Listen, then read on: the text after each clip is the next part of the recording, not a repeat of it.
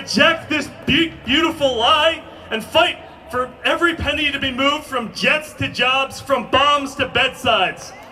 And to any soldiers and service members here, you do have the right to refuse. About Face will stand with you. We've been there. I'd never met a conscientious objector before joining this organization, and I didn't even consider it an option when I was in, but know that you are not alone. We'll help you navigate the system or leave it.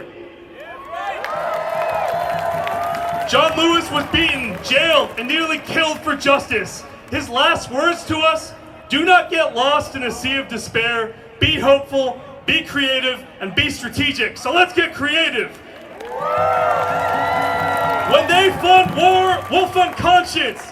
When they build walls, we'll build movements. When they say beautiful, we'll say bullshit. So let's close as John would, in solidarity and unafraid. Lewis's trouble, our fight. Louder! Civilian control, conscience rights! Civilian control, conscience rights! Fund care, not war! Fund care, not war! Thank you. Keep making good trouble. Appreciate it. Let's give him another round of applause. Thank you so much. Okay, our next speaker, he is a TikTok influencer, and I didn't even know he lived here. And he always got this neon shirt on, so I just knew it was him when I saw him at the rally at the Capitol, and his mouth is so slick. He is so funny. If you ever hear him talking about Donald Trump and throwing people just under the bus, he's hilarious. I don't know what you're gonna say or how you're gonna say it today, but I'm gonna say I appreciate your mouth. You are too funny. All right, so let's welcome John Waggoner, talking about the small towns and rural impact that Trump is having. You can find him on TikTok under Off the Wagon. Thank you. Come on up. Thank you so much. God, and look at all of you people who came out here to fight fascism and honor John Lewis.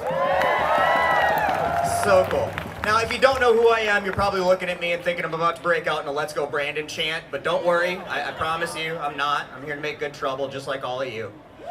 And like she said, the reason that I got the opportunity to be up here today is because I look a little rural, a little redneck, if you will. And I guess they thought that I was the right person to talk about how all of this stuff is affecting rural America. And it is. It is devastating, rural America. Good.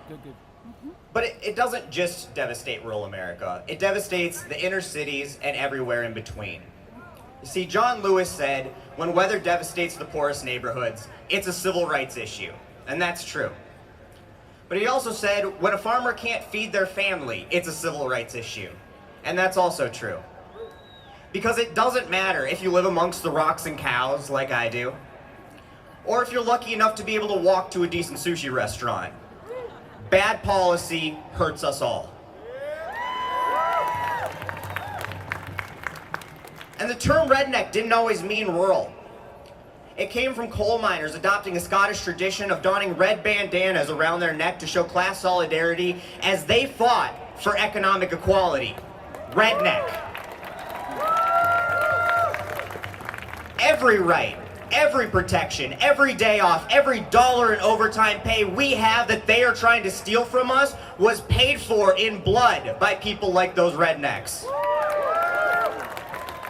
Because the truth is, there are two groups of people in this world.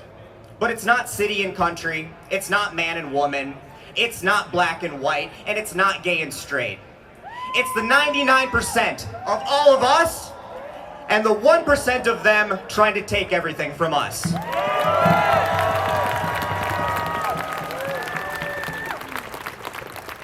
They want you to believe that it's your immigrant neighbor stealing your job while they lay off thousands to add a few extra dollars to this month's quarterly earnings report.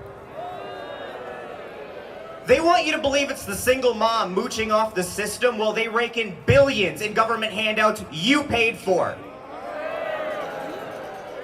They want you to think it's the black man walking down the street that's going to steal your wallet while they steal food from your mouth, healthcare, housing, and your basic human rights.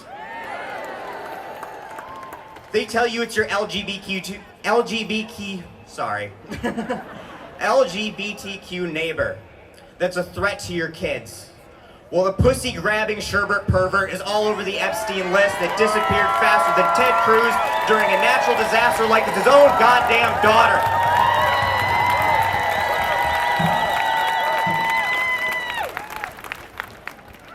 Now with the hideous tax they keep trying to tell you is a big, beautiful bill, $1 trillion will be stolen from our healthcare systems. 700 rural hospitals could close, and life-saving care will be cut from hundreds more. Other funding cuts will mean kids will go hungry and homeless. People will die in disasters, and our infrastructure will continue to crumble. And all of this so billionaires can get another tax break they'll use to blow up another rocket and buy another congressman? Is that how your money should be spent? Now my boots, my jeans, my obnoxiously bright shirt might make me look like a redneck. But a redneck is not defined by stained jeans or a rusty truck. No, a redneck is defined by fighting for your neighbor, regardless of the color of their skin, their pronouns, who they love, or where they were born.